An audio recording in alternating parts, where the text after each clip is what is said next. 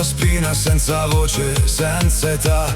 Uomini e donne col copione nelle tasche, recitano sorrisi davanti alla città. Gente che non ha mai sudato un giorno, con le scarpe pulite sopra la verità. Parlano di sacrifici dai palazzi, mentre il conto della luce sale già. Fanno passerelle, fanno grandi discorsi, ma non sentono il peso che portate voi. Tra una firma e una fotografia si sono dimenticati chi siamo noi. Non siamo schiavi obbedienti, non siamo numeri in fila. Basta servi senza carattere, che tremano della propria ombra.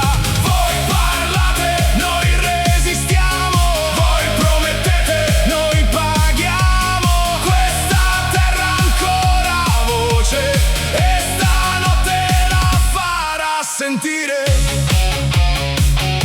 Bollette sul tavolo, benzina nel serbatoio, il carrello mezzo vuoto al supermercato, e loro fanno filosofia in televisione, con il futuro degli altri già ipotecato. Del nostro paese, nella nostra dignità, ne fanno un fondale per il telegiornale. Ma sotto il trucco resta la paura di chi non sa nemmeno stare in mezzo alla gente.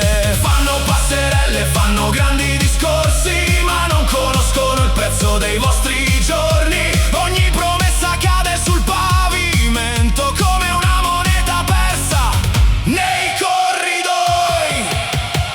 Non siamo schiavi obbedienti, non siamo numeri in fila. Basta servi senza carattere, che tremano della propria ombra. Voi parlate, noi resistiamo. Voi promettete, noi paghiamo. Questa terra ancora ha voce e stanotte la farà sentire. Alzate la testa, non chiedete permesso, la dignità non si mette all'asta. Se il copione lo hanno scritto loro, cambiamo pagina, cambiamo la scena.